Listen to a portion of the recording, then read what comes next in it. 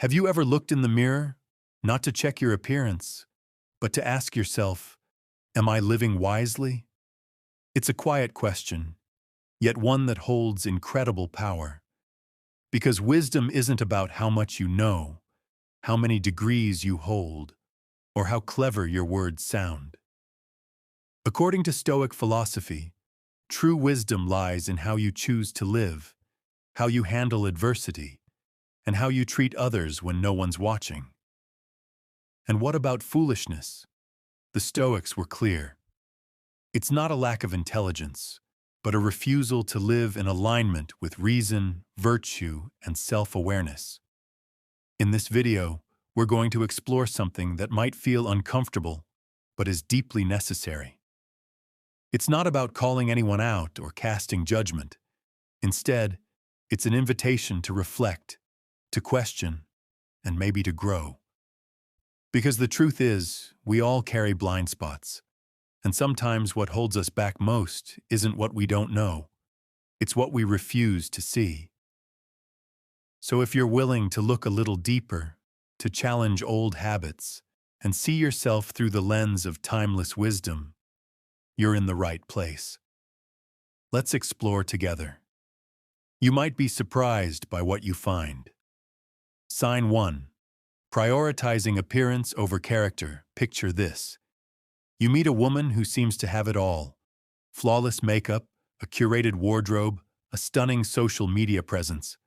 Her selfies shine, her style turns heads, and her confidence seems unshakable. At first glance, she appears to be someone who's thriving, but look closer, and the illusion begins to fade. Beneath the surface, there's little substance.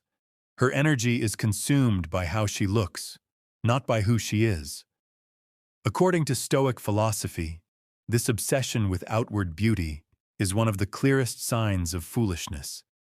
Not because beauty itself is wrong, but because it's being used to distract from what truly matters. The Stoics believed that our worth is not defined by what the eye can see, but by the integrity of our soul, the strength of our character, and the quality of our thoughts. Marcus Aurelius, the philosopher-emperor, once wrote, "The soul becomes dyed with the color of its thoughts." In other words, it's your inner world, your virtues, your choices, your discipline that shapes who you truly are. And while physical beauty fades, character endures. Now let's be clear. There's nothing wrong with taking care of your appearance. Dressing well and presenting yourself with pride can be a reflection of self-respect. But when you elevate appearance above all else, when your sense of worth depends on likes, compliments, or comparisons, you've lost touch with the deeper parts of yourself. And that, the Stoics would say, is a dangerous path. Why? Because what's external is always fleeting. The glow of youth, the admiration of others, the attention you receive, all of it can vanish in an instant. And when your identity is built on that shaky foundation, what's left when it disappears? Insecurity, envy, emptiness. The foolish woman clings to what is temporary. The wise woman builds her life upon what is lasting. The Stoics teach us that true beauty lies in how we live, in our patience, our courage, our compassion. They would ask, are you cultivating your mind with wisdom? Are you strengthening your soul through discipline and virtue? Are you choosing kindness, honesty, and humility even when no one is watching? Because that's what leaves a lasting mark. Not your eyeliner, not your wardrobe, but your example. Think of it this way. Would you rather be remembered for how attractive you looked in a photo, or how deeply you impacted someone's life through your strength, your wisdom, or your kindness?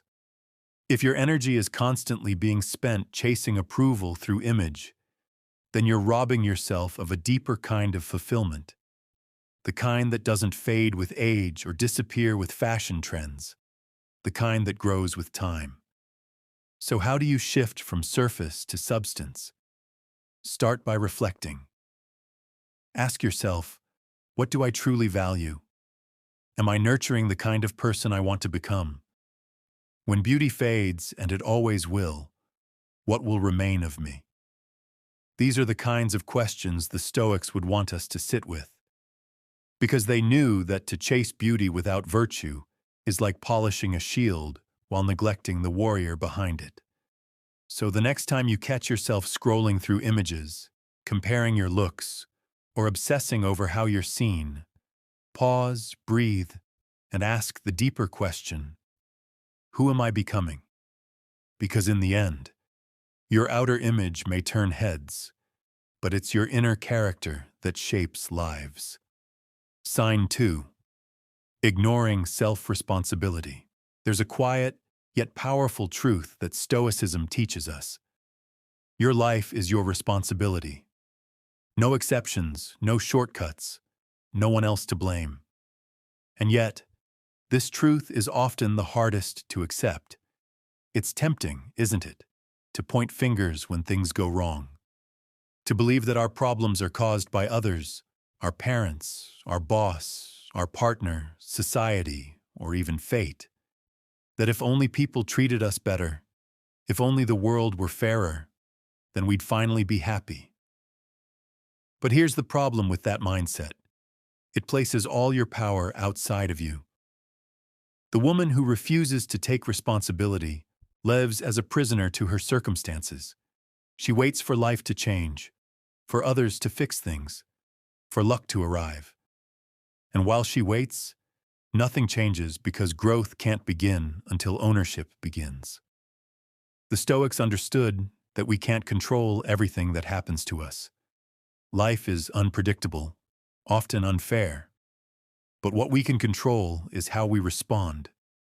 That response is where your freedom lies. That response is where wisdom begins.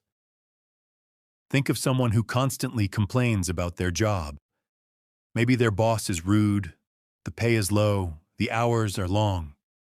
These frustrations might be real, but ask yourself, is she doing anything to improve her skills? Is she seeking new opportunities, adjusting her mindset, or leading with integrity despite the challenges? Or is she simply stuck in a cycle of blame? Responsibility is not about denying that life can be hard. It's about refusing to let hardship define you. When you stop blaming and start owning your choices, even the small ones, you take back the reins of your life. You move from victim to creator. And that shift, though subtle, transforms everything. Let's not sugarcoat it. Taking responsibility is uncomfortable. It requires humility. It means admitting that sometimes we're the reason for our own setbacks. That our reactions, our habits, our fears, not just outside forces, are shaping our lives. And yet, that same discomfort is what makes responsibility so liberating. Because once you acknowledge your role, you gain the power to change the story. This isn't about perfection. It's not about blaming yourself for every misstep. It's about being honest. Honest enough to ask, what part did I play in this? What can I do differently next time? How can I grow from this rather than shrink because of it?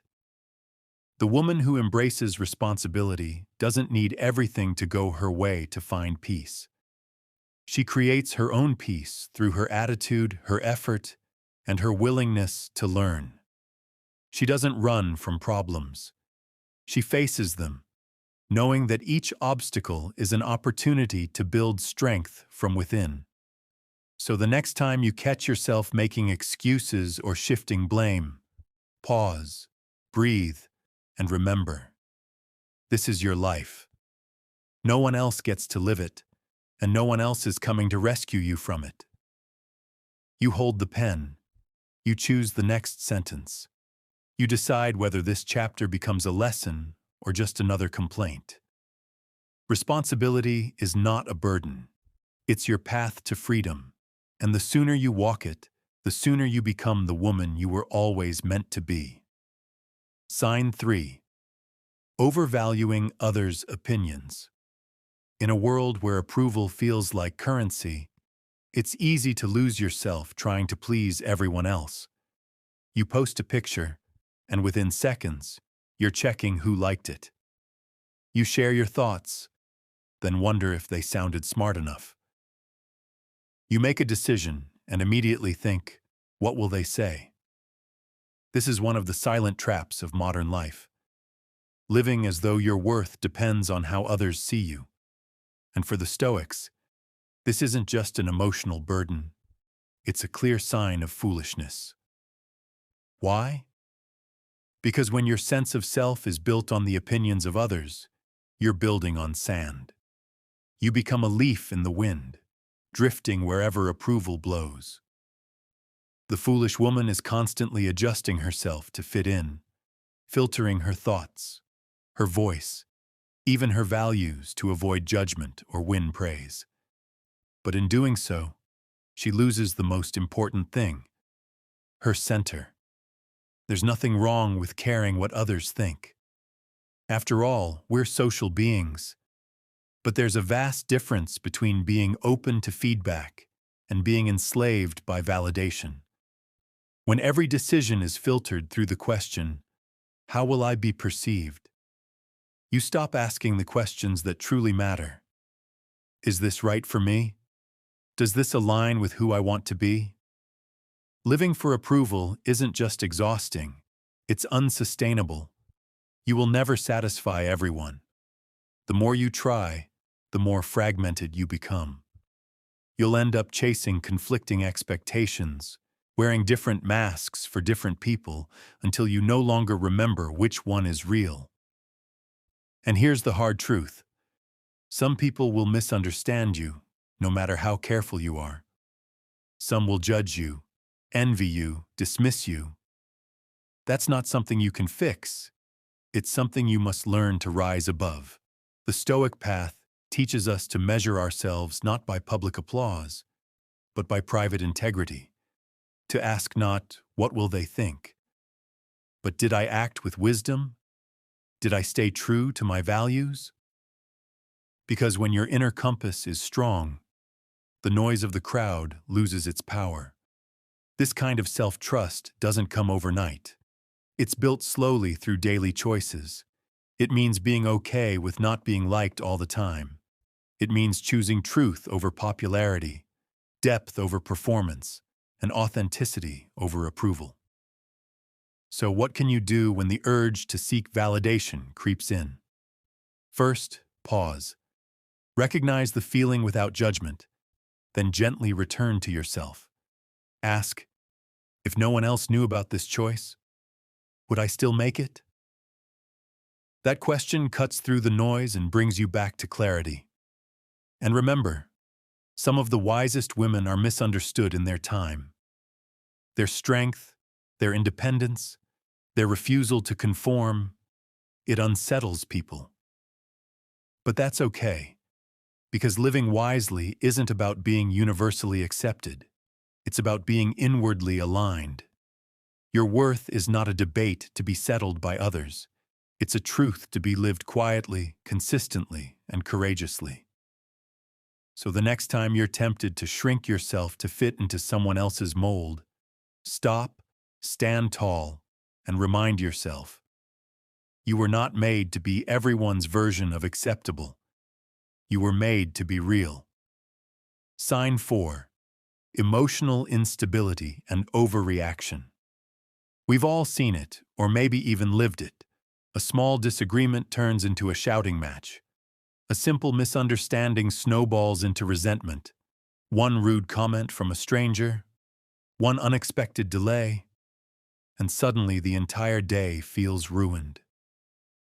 This is emotional instability, and according to Stoic wisdom, it's one of the clearest signs of a foolish mind. The Stoics didn't believe we should be emotionless. They understood that to be human is to feel anger, sadness, joy, and fear. But they also believed that wisdom means not letting those feelings hijack your behavior. The difference between a wise and foolish person isn't whether they feel emotions, it's how they respond to them. A woman ruled by her emotions reacts before thinking. She speaks words she can't take back. She makes impulsive choices that ripple into consequences she didn't intend. Her mood swings dictate the quality of her relationships, her work, and even her sense of peace. And worse, she often blames others for making her feel that way, never realizing that she surrendered her power the moment she lost control. Here's the hard truth the Stoics would have us face. No one else is responsible for how we choose to react. Life will test you. People will disappoint you. Plans will fall apart. But none of these things can truly harm your peace unless you give them permission to. And when you let emotions run wild, you've already handed over the keys to your own well-being. But this isn't about suppression. It's about transformation. Emotional stability isn't coldness. It's courage. It's the strength to pause when you're provoked, the wisdom to breathe through frustration, the clarity to choose your response instead of being dragged by impulse. Ask yourself, how often do I let one moment of anger taint an entire day? How many times have I looked back and realized the issue wasn't the situation, it was how intensely I reacted to it? Emotional instability doesn't just affect you, it spreads. It pushes people away. It creates tension, distrust, and unnecessary drama. And eventually, it shapes your reputation. People may admire your looks, your talent, your intelligence, but if they feel like they're walking on eggshells around you, they won't stick around for long. So how do we build emotional strength? Start with self-awareness. Notice your triggers. When you feel that wave of anger, jealousy, or panic rising, pause. Don't speak. Don't act. Just observe. This tiny moment of stillness is where your power lives. Then ask yourself, is this reaction serving me? Is this worth disturbing my peace? Am I responding with intention or just releasing tension? More often than not, you'll find the situation isn't as urgent or dramatic as your emotions make it feel. Another powerful shift. Focus only on what you can control. You can't control how others behave.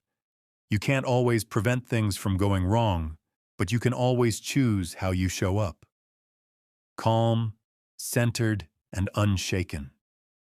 That is the Stoic ideal. Yes, there will be days when you stumble, when your emotions get the best of you. That's okay. The point isn't perfection, it's progress. Each time you catch yourself and choose differently, you're strengthening the muscle of emotional wisdom.